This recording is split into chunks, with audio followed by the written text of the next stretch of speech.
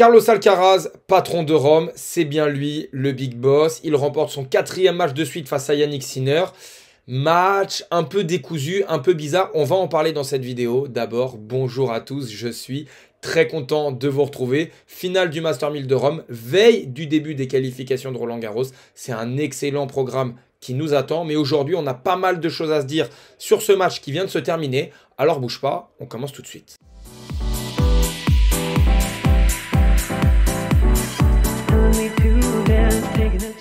Bon, on est à chaud, on vient de finir le match, la finale entre Sinner et Alcaraz, et un petit peu mitigé, très clairement. On pouvait penser que ça y est, finale d'un Master 1000, la rivalité allait forcément prendre une toute autre ampleur.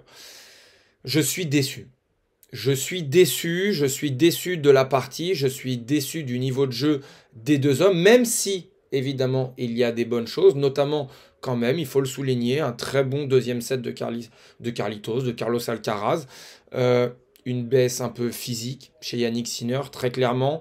Un manque de clutchitude chez Jannik Sinner dans cette première manche qui a eu des occasions. On va en parler. On va débriefer ça. D'abord, comme d'habitude, on va commencer par les images du match. On va commencer par les palettes. Et puis après, on va parler un petit peu, je vais vous donner mon avis plus en détail sur ce qui s'est passé avec 2-3 petites stats. Alors, c'est pas celle-là. C'est d'abord ces images-là qui sont juste ici. On commence le match. Et je trouve sincèrement que dès le départ, je sais pas, j'ai un sentiment, un feeling. Je trouve que Jannik Sinner joue mieux, je trouve qu'il est plus en jambes, il est proche de sa ligne, c'est lui qui enlève du temps à Carlos Alcaraz. Carlos Alcaraz ne trouve pas forcément son rythme, c'est un petit peu l'impression que j'ai. Et puis dans ce 5e jeu, au moment où Carlos Alcaraz va se procurer sa première balle de break du match, et bien à ce moment-là, l'Espagnol commence à jouer un vrai jeu de terrien, un vrai jeu de terre battue, avec une prise de risque minime, des trajectoires très terriennes et surtout, il est loin derrière sa ligne pour essayer de jouer des très bonnes trajectoires avec son coup droit. On va le voir notamment à 40-30 où Jannik Sinner sert directement sur le revers de Carlos Alcaraz. Comme d'habitude, je vais avoir besoin de mon stylo après. On est tout de suite sur une grande diagonale de Carlos Alcaraz pour ensuite venir tout de suite décaler. Et là, à partir du moment où il pose ses appuis comme ça, on le sait, c'est lui qui dirige le jeu. C'est lui qui revient poser ses appuis encore une fois dans une position de décalage coup droit. Et là, à ce moment-là, on le sait, il est capable de jouer très bombé ici. Il est capable d'enrouler aussi dans cette zone-là. Et il a une façon de fixer son adversaire propre à lui, diablement efficace, qui clairement va pas, j'ai envie de dire, être la clé du match, mais presque, parce qu'à partir de ce 5e jeu, Carlos Alcaraz va vraiment faire très mal dans la diagonale coup droit avec Jannik Sinner, pardon, je regardais l'image, et là, encore une fois, il n'hésite pas, ça c'est le deuxième facteur, à aller constamment dans le contre-pied. Entre la diagonale coup droit largement dominée par Carlos Alcaraz et le nombre de contre-pieds qu'il lui aura fait, puisqu'on sait que Jannik Sinner, très clairement, sur terre battue, la faille qu'il a dans les déplacements, c'est dans les replacements. C'est dans la façon de gérer ses contre-pieds. Il a énormément de mal à repartir. Il est très bon en glissade quand il s'agit de faire des très longues distances, des allers-retours. Mais une fois qu'il faut faire des petites distances tout de suite comme ça sur des contre-pieds, il a énormément de mal. Et ça, et Carlos Alcaraz le sait très bien. Regardez bien à ce moment-là. Hop, tout de suite, on met en lumière ce qu'on vient de dire. Jannik Sinner est en grande difficulté sur cette glissade et ça va se ressentir puisque Carlos Alcaraz va remporter le point. On est encore une fois dans ce même jeu, dans ce jeu hyper important où c'est le premier jeu qui dure un petit peu. Vous voyez, on est à 27 minutes de partout. C'est assez équilibré. Et Carlos Alcaraz, énormément de fois, avec son revers, va chercher une trajectoire très bombée dans la diagonale, obligeant Jannik Sinner à faire un revers sauté. Et au moment où Jannik Sinner fait ce revers sauté, franchement, moi, de premier abord, comme ça, je suis plutôt fan du choix. Tout au long du match, je me suis dit que c'est un bon choix. Mais je trouve qu'il le fait pas avec assez de conviction. Il frappe pas assez sa balle, il n'enlève pas assez de temps à Carlos Alcaraz. Et ce qui va se passer pendant trop de temps dans ce match, c'est que Jannik Sinner va se contenter de faire un revers sauté, de le jouer dans la diagonale avec un rebond assez court, puisqu'en prenant la balle tôt avec un revers sauté, sa trajectoire forcément va s'écraser. Et s'il joue court, ça offre des balles assez faciles pour Carlos Alcaraz qui va pouvoir construire construire son point. Et ça aussi, on en parlera à la fin de cette vidéo quand je vous donnerai mon avis. Mais Carlos Alcaraz, aujourd'hui, a clairement décidé d'essorer Yannick Sinner. Mais ça, c'est un autre sujet, on va y revenir après. Donc voilà, ce que je voulais dire, c'est que ici, encore une fois, Yannick Sinner fait un appui, un revers sauté, mais vous allez voir, il y en aura plusieurs dans cette vidéo. Au final, Yannick Sinner prend son service, Carlos Alcaraz fait sa mise en jeu, et ça, c'est un moment que je voulais, pareil, vous montrer parce que c'est quelque chose qui est déterminant dans cette partie, c'est la qualité de retour dramatique de Yannick Sinner qui n'aura pas su gérer correctement le lift de Carlos Alcaraz. Très clairement, il y a eu un nombre de retours non retournés absolument dramatique, notamment en deuxième balle, ce qui n'est absolument pas normal. Et même sur première balle, Carlos Alcaraz a parfois bien servi, notamment avec 2 aces dans le tie-break, même s'il y a eu une double faute du premier set, on le verra après. Mais j'ai trouvé que il a eu énormément de mal à faire un choix entre coller sa ligne de fond de cours au retour, avec ses pieds juste ici, ou alors prendre du temps, reculer un petit peu comme Carlos Alcaraz va très bien le faire, mais l'Espagnol a su varier ses positions au retour, même si c'était pas non plus hyper clean de sa part. Mais Yannick Sinner, lui, n'a jamais vraiment trouvé son rythme au retour. On peut le voir d'ailleurs ici dans les stats, il me semble que sa note au retour voilà, est dramatique. Sa note, son indice de retour est de 68. Quand on regarde sur l'année, est-ce que c'est... Alors, on va aller chercher juste ici. Stats, retour, Sinner, ATP. On va les trouver tout de suite en direct parce qu'elles sont hyper importantes. La différence, vous allez vite vous en apercevoir. Il a un indice de 155 durant l'année. Et là, aujourd'hui, il a un indice de 68. Il a seulement remporté 27% de points derrière la première d'Alcaraz et 41% seulement derrière la deuxième. C'est beaucoup trop peu, très clairement, pour espérer quelque chose. Et malgré ça, il n'est pas passé loin. Malgré ça, il n'est pas passé loin. On enchaîne pareil. À ce moment-là, ce qui est hyper intéressant, c'est la palette tactique et technique de Carlos Alcaraz qui voit le jeu, qui tout de suite voit que Sinner est pris par son lift, que Sinner, au moment où fait ce retour, il va reculer et il va se replacer. Et dans son replacement, Carlos Alcaraz lui glisse un petit amorti ici. Encore une fois, vous allez le voir avec le stylo, dans le contre-pied. Il ne se trompe pas, il ne met pas l'amorti dans la course de Yannick Sinner, puisque ça, l'Italien le gère parfaitement. Mais dans le contre-pied, il ne va même pas toucher la balle, il est en difficulté. On voit ici une image hyper importante. Le coup droit, déjà dans le premier set de Carlos Alcaraz, qui a une note de 9,8, alors que durant l'année, il a 8,6. Et Sinner, lui, qui est un petit peu en dessous de sa moyenne générale, ça, c'est hyper révélateur de ce qui se passe dans ce match. Mais vous voyez, malgré ça, je trouvais que Yannick Sinner me faisait une meilleure impression. En tout cas, je trouvais que voilà, il gérait plutôt bien son match, il gérait surtout ses temps faibles. Je trouvais que ses temps faibles, notamment ce jeu où il a une balle de break à sauver, il le fait bien. Il arrive quand même à contrecarrer les plans de Carlos Alcaraz. Et je me suis dit que justement, s'il arrivait à bien gérer ses temps faibles, il allait maximiser ses temps forts. Malheureusement, vous allez voir après, ça ne s'est pas passé comme prévu. Une fois de plus, Carlos Alcaraz fait un énorme kick. Yannick Sinner ne sait pas où se positionner, décide d'être dans le terrain au lieu d'être un petit peu décalé. Moi, j'aurais bien aimé le voir se décaler. Carlos Alcaraz sert toujours les mêmes zones extérieures. On sait que ça va venir ici. On le sait. Yannick Sinner le sait et je comprends pas, il n'a pas réussi à calibrer son retour. Il se retrouve un pied dans le terrain, un pied dans le couloir. Il est en extension, il est en grande difficulté pour relancer. Franchement, ça me dérange. Encore une fois, un moment clé, Sinner mène 6-5, 15-40 sur le service de Carlos Alcaraz. Alors la première... J'ai pas l'image, mais c'est Alcaraz qui est à droite, qui va faire une première balle sur le coup droit de Sinner, et Sinner renverra une balle dans le couloir. Mais ici, ce qu'on peut noter, c'est encore une fois, Carlos Alcaraz ne passe pas sa première, il va faire un kick sur le revers de Yannick Sinner. Sinner, à ce moment-là, moi je suis désolé, si tu décides de prendre tôt, tu décides de prendre tôt clairement. Et tu prends tôt et t'enlèves du temps à Carlos Alcaraz. Et là, tu prends la balle un peu tôt, mais en même temps en extension, tu n'as pas vraiment d'intention de jeu. C'est pas normal. À ce moment-là, soit tu prends tôt et tu rentres dedans fort dans la diagonale, tu rentres vraiment. Soit tu prends un vrai risque et tu tentes le retour gagnant longue ligne. Soit sinon tu te mets loin derrière et tu vois ce que Carlos Alcaraz est capable de te proposer. Sachant que depuis plusieurs jeux, Carlos Alcaraz ne propose plus de jeu offensif. Il crée derrière sa ligne de fond de cours, il engage l'échange, il fait durer l'échange, mais il ne prend aucun risque. Et dans ce point, on va le voir encore une fois, au moment où il y a ce retour, regardez où est placé Yannick Sinner, il est là, il n'est absolument nulle part. Et bien là, Carlos Alcaraz a tout le terrain libre. Sauf qu'on est dans un moment chaud. Regardez le score, 6-5, 30-40. À ce moment-là, Carlos Alcaraz, logiquement, un petit peu stressé, je ne sais pas si c'est le mot, mais il ne va pas prendre de risque. Il va rejouer dans la diagonale sur Jannik Sinner. L'échange va s'engager, mais une fois de plus, Jannik Sinner va refuser de jouer un échange long face à Carlos Alcaraz aujourd'hui. Alors diminuer, je ne sais pas. En tout cas, le plan de Carlos Alcaraz était clair. On va essorer l'Italien.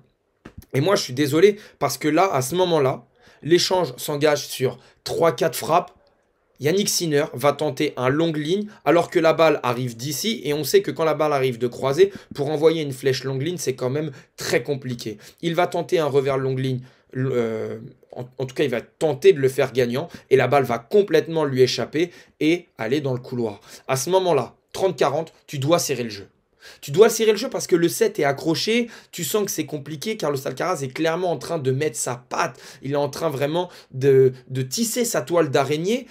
Jannik Sinner a de moins en moins d'occasions de se montrer dangereux. Là, tu mets 15-40, tu fais une faute sur une première balle, pas de souci. L'échange s'engage, tu dois mieux faire. Et malheureusement, ça fait 40 et il va commencer le tie-break de façon très compliquée puisqu'il va faire un bon premier service. Il va enchaîner après un slice ici. La balle revient dans cette zone ici.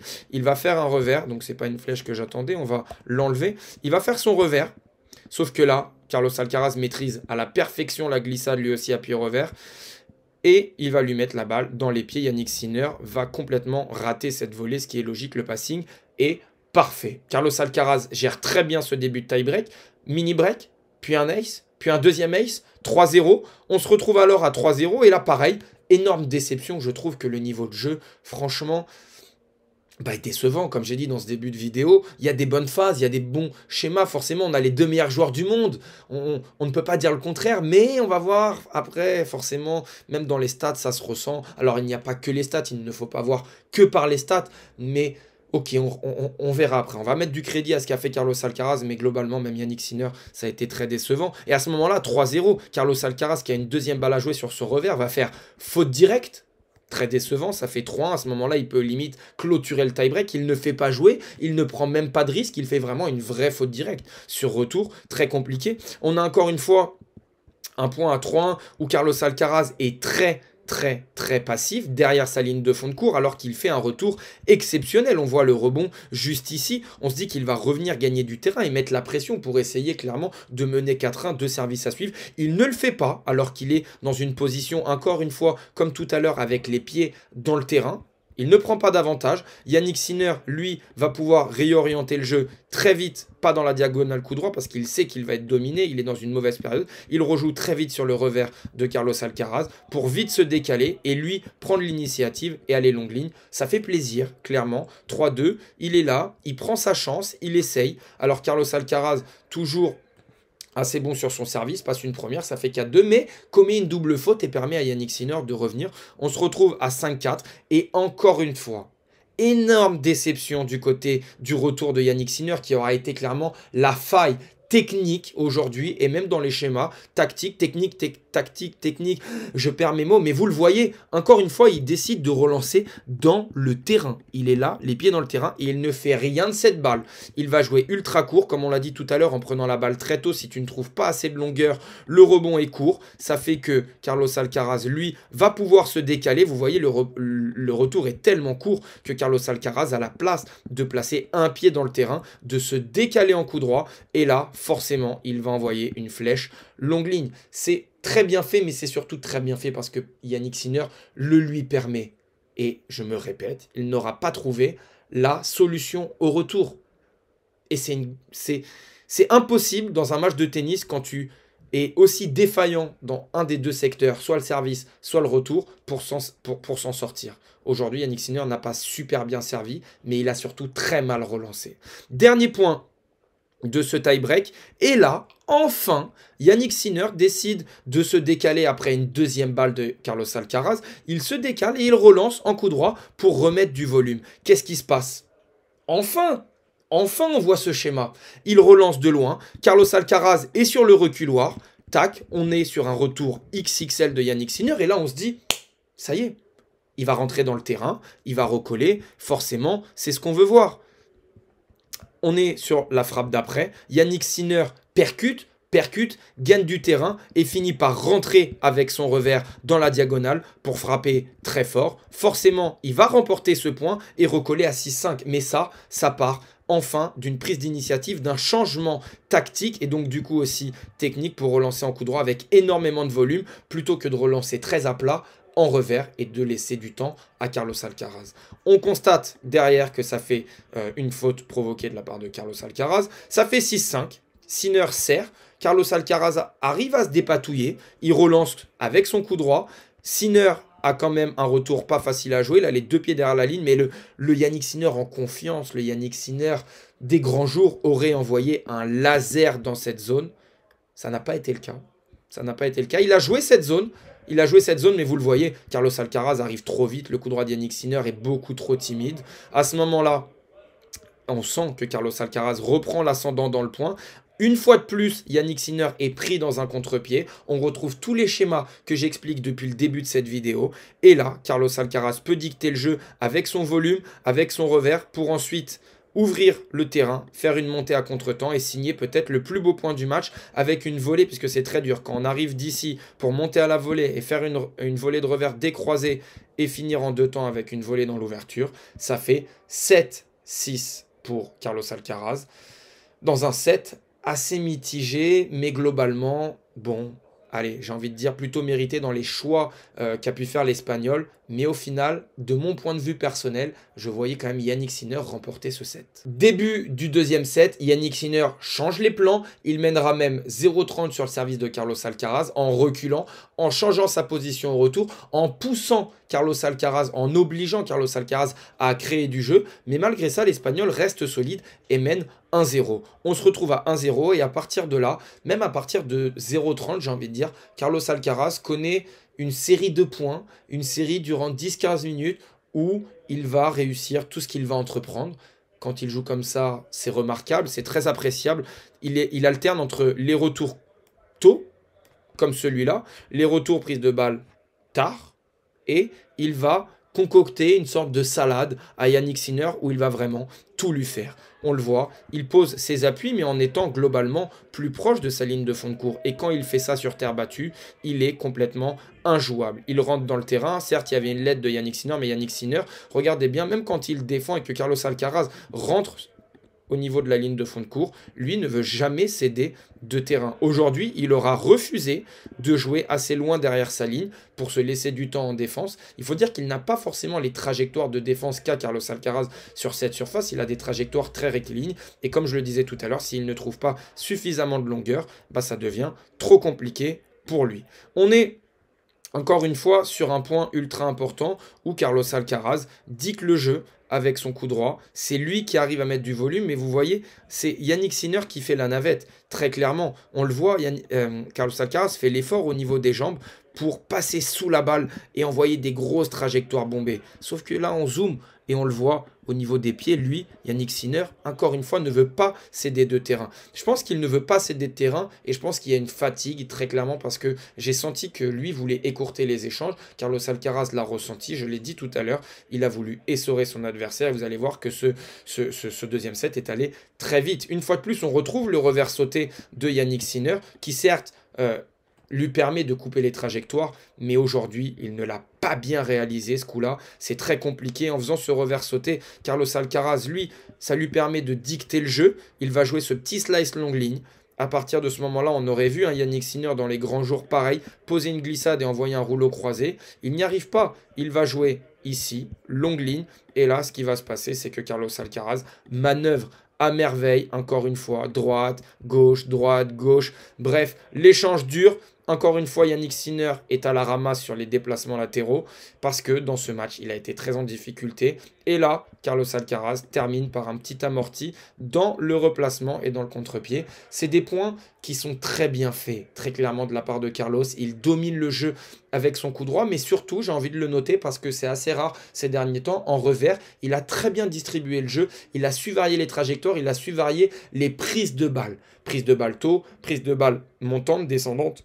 Pardon, et à partir de ce moment-là, on sent que c'est lui le patron. Yannick Sinner n'a plus aucun repère et va céder le double break sur une faute énorme à la volée. On sent que là, il n'est pas lucide. Il a juste à la pousser dans le replacement ici. Il va essayer de la claquer. Il va la mettre, enfin, il voulait la claquer plutôt par là et il va la mettre dans le filet. Bref, ça fait 4-0.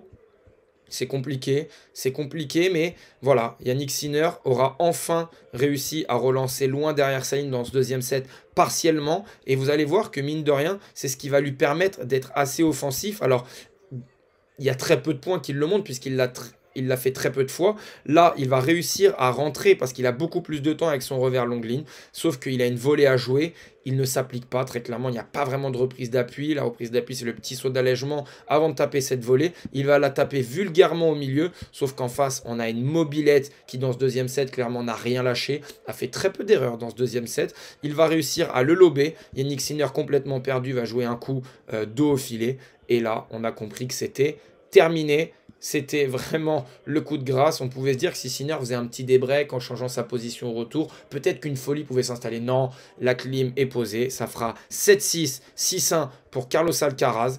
Et voilà le titre pour l'Espagnol avec une 4e victoire de suite. Bref, on a vu les images, on a vu les palettes. Moi maintenant, je vais revenir sur ce que j'ai dit. Je trouve déjà, je vais commencer par Jannik Sinner, il a été décevant.